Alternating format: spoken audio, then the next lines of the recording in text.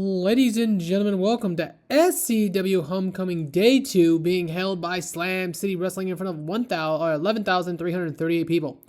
Mike and Cohen open the show, welcoming fans to Homecoming Day 2. 65 out the gate. We crushed the commentary per usual, and I'm very excited to see what type of rating we can procure here today at Homecoming Day 2. In the opening bout, Gabe Kidd of the War Dogs defeats the one called Manders with his 6 kick. 76, 66, 79 with a 77 and 75 for Manders and Kidd. And this is going to start off the show in a big, big way. Next up, we have Ellie Park Jr. defeating Ace Dawson in just under 13 minutes with his corkscrew body block, making defense number 6 of the Triple Crown Championship. 64, 59, and 70 here for Ace Austin and Ellie Park. The creative finish got a set, and the Ace gimmick got an initial rating as poor. Well, that's unfortunate.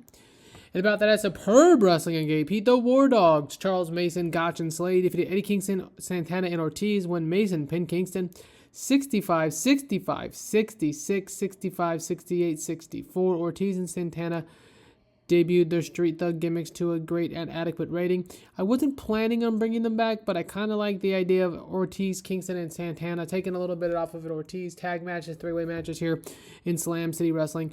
Because to be completely honest, I think that we're done with Ortiz as a major singles competitor. All right, next up we have Thea Hale defeating La Hydra and Selena De La Renta when Thea Hale defeated La Hydra. 69, 40, 75 overall, 76, 66, and 64. This match did its job and gave the crowd a breather. So a great match for the ladies here tonight. All right, next up and about that at Superb Wrestling in Great Heat, Penta defeats KJ Orso, Cappuccino Jones, Christian Napier, Kevin Blackwood, and Ruggido in just under 10 when Penta pinned Cappuccino Jones with a fear factor. Jones was the weak link, struggling to keep up. 52, 68, 61, 68, 70, and 64. Jones debuted his cold brew gimmick as we're waiting for Jack Cartwheel to come back from injury. The idea was to pair him and Cappuccino Jones here as adrenaline drip at the homecoming events, but nevertheless, that probably won't happen now. Probably just release both of them.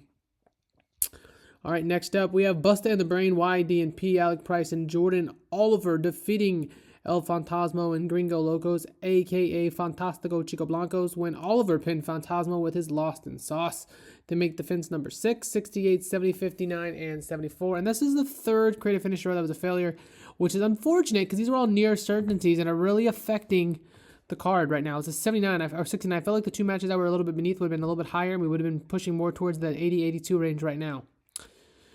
The next match, the newest member of Kings Road, Utami Hayashishida defeated Momo Watanabe in just under 8 minutes with her Samoan drop. Finished 87-74, and as we know, Hayashishida and Watanabe have great chemistry.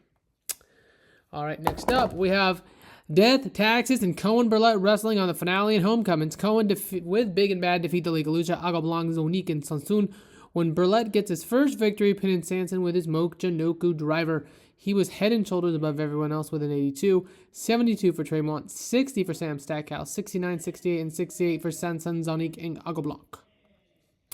Next up, Kogar's in the back, letting everyone know that he's here to defend his title again. Like those before him, he will be a fighting champion. For that, he agrees that the work SCW champions have put in have laid the work and made it grand. Nevertheless, the reaping of it all, the fear of the moment, is not big enough to claim defeat. Atticus finishes that day, walks away with a victory as another former SCW champion in hopefully Pac, and the future is forward. Kogar with a 78, cutting a promo for 75, and I think this show's going to be pretty fucking fire. Excellent. Next up, we have an exceptional match. La Hija defeating Debris Priestley in just over 13 with her one-wing angel, making defense number 71 of her SCW's Women's World Title. At this point, I don't really know what the fuck to do with her to fucking take it off of La Hija, but nevertheless, La Hija with another big victory here tonight. 68, 59, and 77. 62 and 74 be Brie Priestley and La Hija. All right, next up and about that, Superb Wrestling in Great Heat. Mance Warner defeated Drew Parker by pinfall with a DDT in a fucking death match. Drew Parker sustained a broken jaw, 77-72 with a successful finish. I don't know how long Drew Parker is going to be out for, but that is a big loss to our season plans. All right. And in an exceptional match, Atticus Cogar defeats another former SCW champion in Pac with his headlock driver. He makes defense number 2, 71, 65, 79, 67, and 65. We need a 70 here, 75, 78. Okay. The show didn't increase change. We were 78 today, 79 for Homecoming Day 1, but overall a pretty fucking good show, pretty too good Tuesday Homecoming. And as we head into August, or out of August into September, we will be looking forward to the next season of Slam City Wrestling as we enter the hundreds for the season. But until next time, it is me, Mikey Bro, here. This was Slam City Wrestling's Homecoming Day 2 in front of 11,338 people. Until next time, everyone, have a glorious rest of your day in honor of Cohen.